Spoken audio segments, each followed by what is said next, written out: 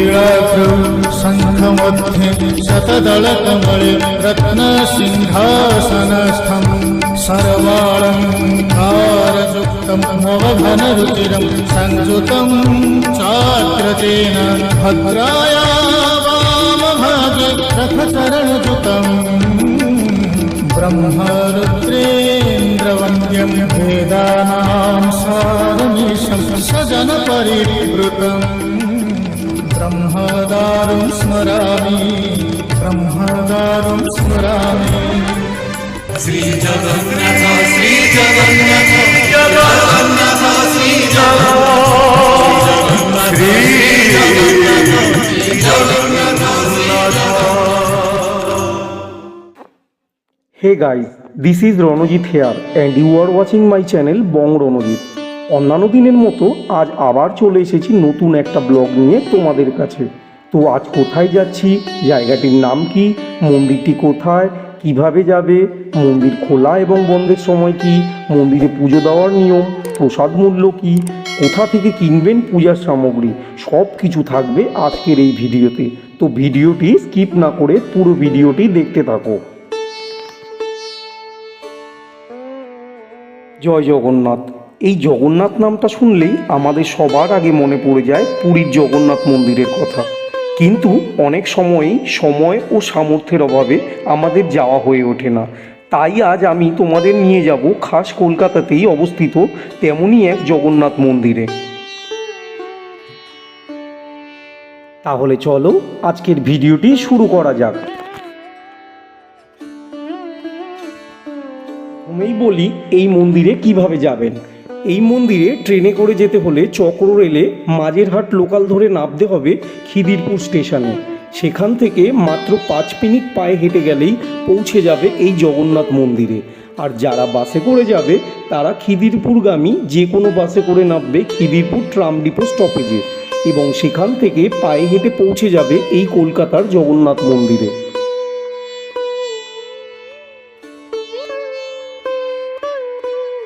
ট্রেনে যেতে যেতে আর গঙ্গার ধারের প্রাকৃতিক সৌন্দর্য উপভোগ করতে করতে কখন যে পৌঁছে যাবেন তা টেরই পাবেন না।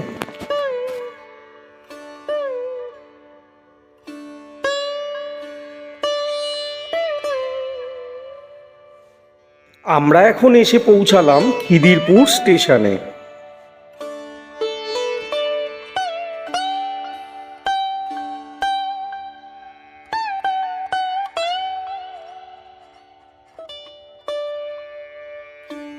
প্ল্যাটফর্ম থেকে এই সিঁড়ি দিয়ে নিচে নামতে হবে ওই রাস্তার দিকে।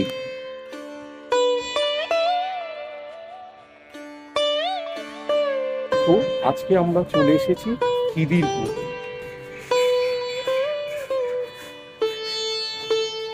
দেখতে পাচ্ছ খিদিরপুর স্টেশন। তো খিদিরপুর স্টেশন থেকেই আমাদের আজকে যাত্রা শুরু। তো আমরা আজকে যাচ্ছি কোন মন্দিরে, তো সেটা জানতে হলে পুরো ভিডিওটি দেখতে পাবো। এই রাস্তাটা ধরে কিছুটা সামনের দিকে হেঁটে গেলেই আমরা পৌঁছে যাব আজকের জগন্নাথ মন্দিরে। আজকে অনেক দিন বাদে আবার আমার ভাই বিশুকে নিয়ে আমি চলে এসেছি আমার নতুন ব্লগে। তো এই স্টেশন থেকে বেরিয়ে এই রোডটা ধরে তোমরা ডান দিকে টার্ন নেবে, ডান দিকে টার্ন নিলে এই দিক দিয়ে এগিয়ে গেলেই পড়বে সেই জগন্নাথ মন্দির। এই যে এই মোড়টি, এইখান থেকে ঠিক ডান দিকে টার্ন নিয়ে কিছুটা এগিয়ে গেলেই আমরা পৌঁছে যাব সেই জগন্নাথ মন্দিরে।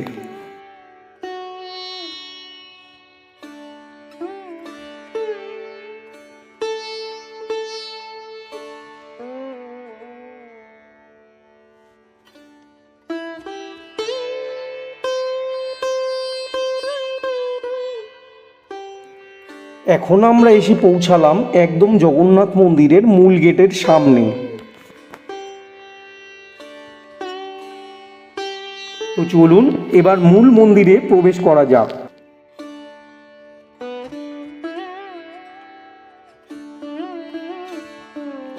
ঢুকতেই বাঁদিকে চোখে পড়বে জুতো রাখার জায়গা। এইখানেই আপনারা আপনাদের জুতো রেখে মন্দিরে প্রবেশ করবেন। অনেক বড় জায়গা জুড়ে এই জুতো রাখার ঘরটি।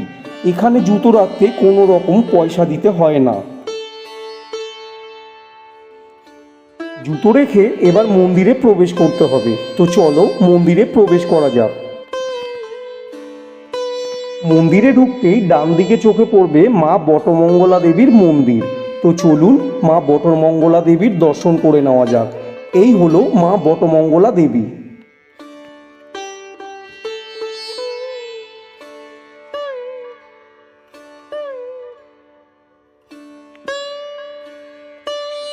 মায়ের দর্শন করে মূল মন্দিরে প্রবেশ করার সময় চোখে পড়বে দুই দিকে দুটি সিংহ মূর্তি, ঠিক যেমনটি আমরা পুরীর জগন্নাথ মন্দিরে দেখতে পাই।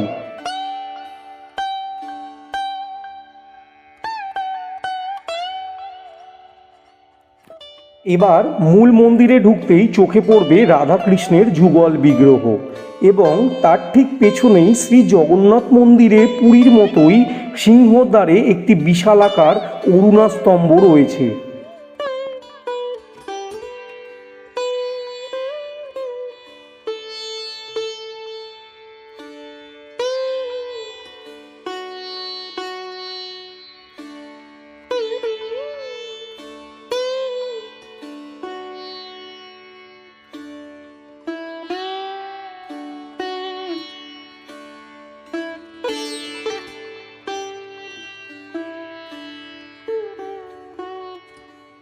পুরীর জগন্নাথ দেবের আদলে নির্মিত এই মন্দিরটি না আছে লাইনের বাহুল্য, না আছে পাণ্ডাদের জোড়াজুড়ি। এবার মন্দিরের গেট দিয়ে ঢুকেই বাঁ দিকে গেলে দেখতে পাবে পূজার ডালা সামগ্রীর দোকান। এখান থেকে তোমরা তোমাদের ইচ্ছা মতো পূজার ডালা কিনে পুজো দিতে পারবে। এছাড়াও তোমরা তোমাদের বাড়ির লোকেদের জন্য আলাদা করে গজা ও খাজা কিনে নিয়ে যেতে পারো। সেই ক্ষেত্রে এখানে একটা গজার দাম বা খাজার দাম 8 টাকা পিস।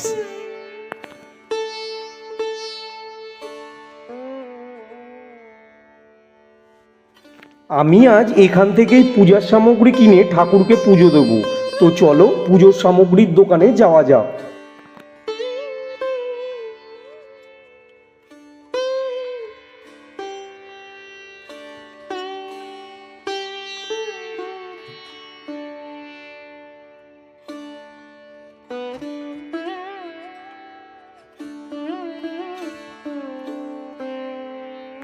এখানে ডালার দোকান থেকে তোমরা ধূপকাঠি ও ঘিয়ের প্রদীপ নিয়ে মন্দিরের সামনে জ্বালিয়ে ভগবানের উদ্দেশ্যে পুজো করে এই নিচেই ধূপ এবং প্রদীপ রাখার জায়গাতে রেখে তারপরে মূল গর্ভগৃহে প্রবেশ করতে পারবে, কারণ মন্দিরের ভেতরে প্রদীপ ও ধূপকাঠি জ্বালানো বারণ।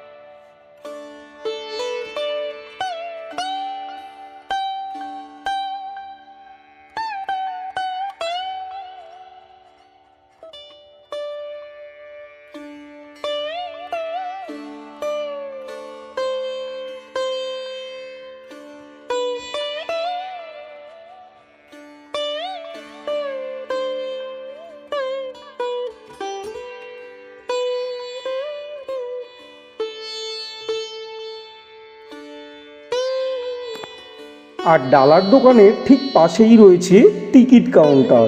এখান থেকে তোমরা যারা দুপুরে ভোগ খাওয়ার কথা ভাবছো তারা এখান থেকে কুপন সংগ্রহ করতে পারবে। বলে রাখি এখানে ভোগের কুপন মূল্য হলো 150 টাকা জনপ্রতি, আর যারা বাড়িতে ভোগ নিয়ে যাবে তাদের ভোগের মূল্য দিতে হবে 180 টাকা। মন্দিরে ঢুকতে হলে আছে দুই দিকে দুটো সিঁড়ি, আর এই সিঁড়ি দিয়ে উঠলেই মূল মন্দিরে প্রবেশ করতে হবে। তো চলুন এবার মূল মন্দিরে প্রবেশ করা যাক।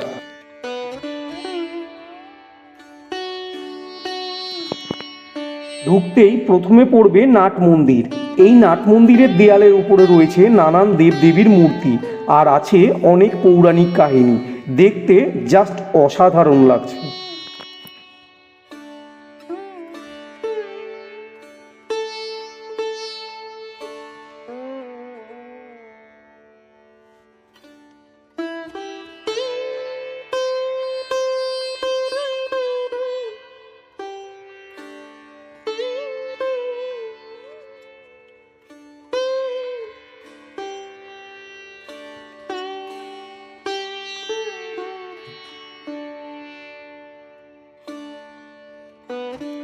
পুরীর জগন্নাথ মন্দিরের সকল রীতি নিয়ম আচার অনুষ্ঠান এই মন্দিরে পালন করা হয়।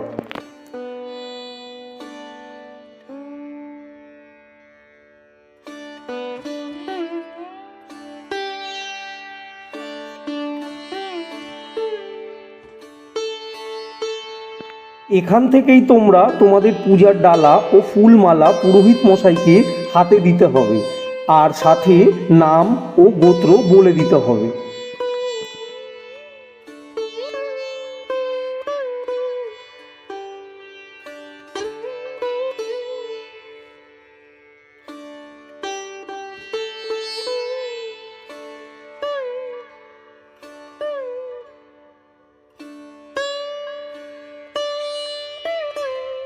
খুব সুন্দরভাবে এনারা তোমাদের পুজো দেওয়াবেন এক এক করে। আজকে একটা দারুণ অনুভূতি হলো। পুরীর জগন্নাথ মন্দিরের বিশিষ্ট পণ্ডিত ও ব্রাহ্মণরা এই মন্দিরে আচার অনুষ্ঠান পরিচালনা করেন।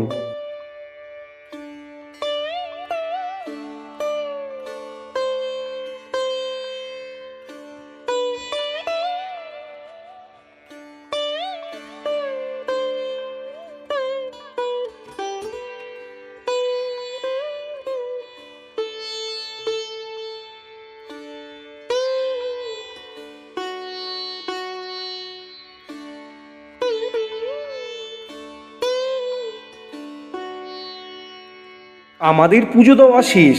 এবার আমরা এই দিকটা দিয়ে একটু মন্দির পরিক্রমা করে নিলাম। মন্দির পরিক্রমা করে মনে যে কি একটা আলাদা প্রশান্তি মেলে সেটা ভাষায় প্রকাশ করা যায় না। আর কথিত আছে যে এই জগন্নাথ দেবের মন্দিরে পরিক্রমা করলে নাকি পুরো বিশ্ব ব্রহ্মাণ্ড পরিক্রমা করা হয়ে যায়।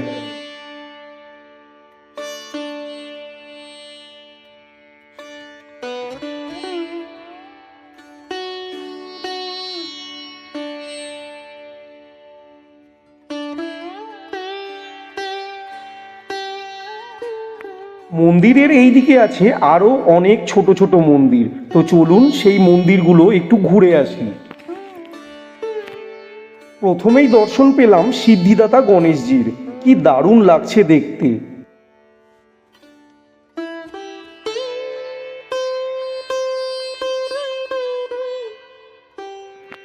এরপর দেখতে পাবেন সরস্বতী দেবীর মন্দির। এই দেখো কি সুন্দর মা সরস্বতী দেবীর মূর্তিটি।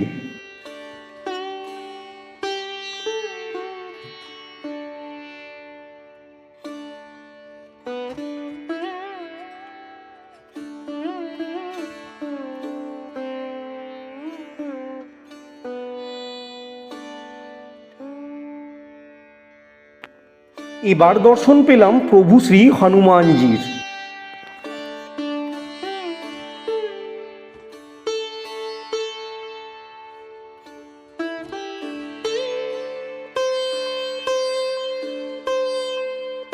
এখন আমরা দাঁড়িয়ে আছি মা বিমলা দেবীর মন্দিরের সামনে, আর এই হলেন মা বিমলা দেবী।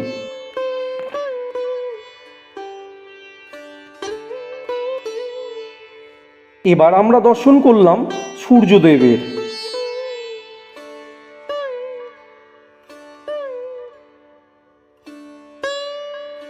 এটি হলো মা সাবিত্রী দেবীর মন্দির, আর এই হলো মায়ের মূর্তি।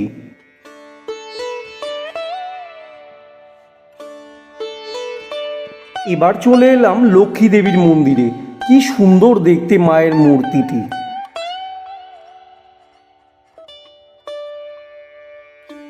এখন আমরা চলে এলাম ভাগবত মন্দিরে।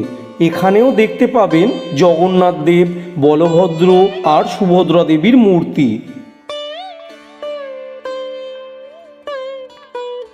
1969 সালের 23শে জানুয়ারি খিদিরপুরে এই জগন্নাথ মন্দিরটি প্রতিষ্ঠিত হয়।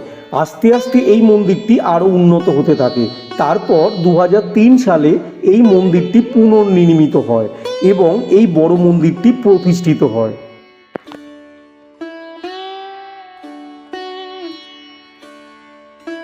পুরীর মন্দিরের সাথে এর নিখুঁত সাদৃশ্য থাকার কারণে এই স্থানটি কলকাতার শ্রীক্ষেত্র বা জগন্নাথ ধাম নামেও পরিচিত।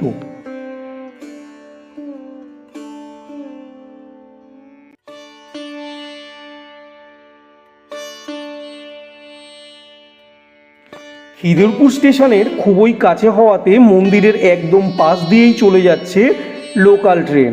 দৃশ্যটা জাস্ট অসাধারণ লাগছে।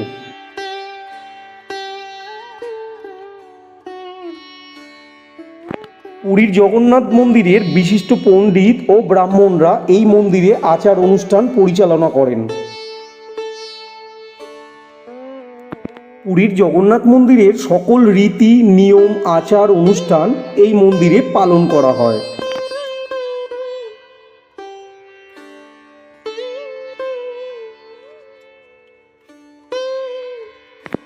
মহাপ্রভুর পবিত্র রথযাত্রা উৎসব প্রতি বছর এখানে অনেক ধুমধামের মধ্যে পালিত হয়।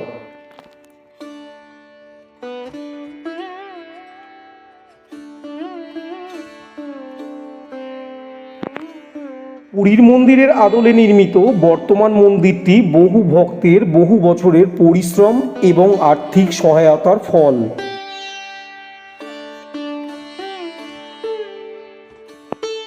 এই মন্দিরটি খোলা থাকে সকাল 6টা থেকে দুপুর 1টা পর্যন্ত, আবার বিকেল 4টে থেকে রাত্রি 9টা পর্যন্ত।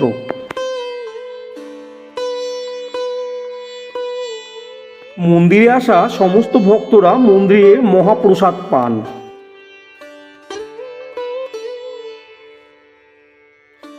পুরীতে যেমন মহাপ্রসাদ রান্না করার জন্য আছে মন্দিরের রান্নাঘর এবং আনন্দবাজার, যেখানে ভক্তদের মহাপ্রসাদ পরিবেশন করা হয়, ঠিক তেমনই এখানেও আছে মহাপ্রসাদ রান্নাঘর এবং আনন্দবাজার।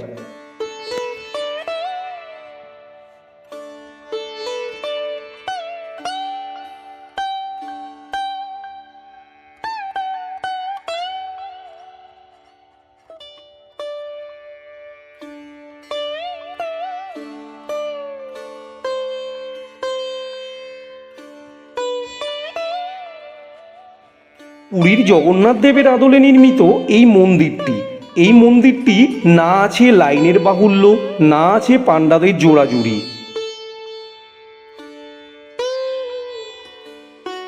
মন্দিরের উঠোনের সামনে আছে একটি নাট মন্দির। এখানে ভক্তদের অনুরোধে ব্যক্তিগত কৃত পূজা যেমন সত্যনারায়ণ পূজা, রুদ্রাভিষেক, নামকরণ অনুষ্ঠান এবং বিবাহ, জন্মদিন ইত্যাদি আয়োজন করা হয়।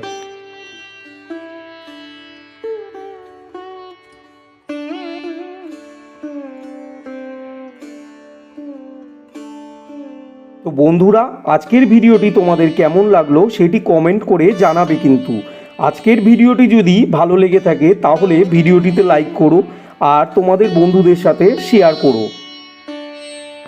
আর যারা আমার চ্যানেলে নতুন তারা আমার চ্যানেলটিকে সাবস্ক্রাইব করো আর পাশে থাকা বেল আইকনটিতে প্রেস করো, যাতে করে আমার যে কোনো নতুন ভিডিওর নোটিফিকেশান সবার আগে তোমাদের কাছে পৌঁছে যায়। আজকের ভিডিওটি এই পর্যন্তই। আবার দেখা হবে পরের কোনো ব্লগে। ততক্ষণ ভালো থেকো, সুস্থ থেকো।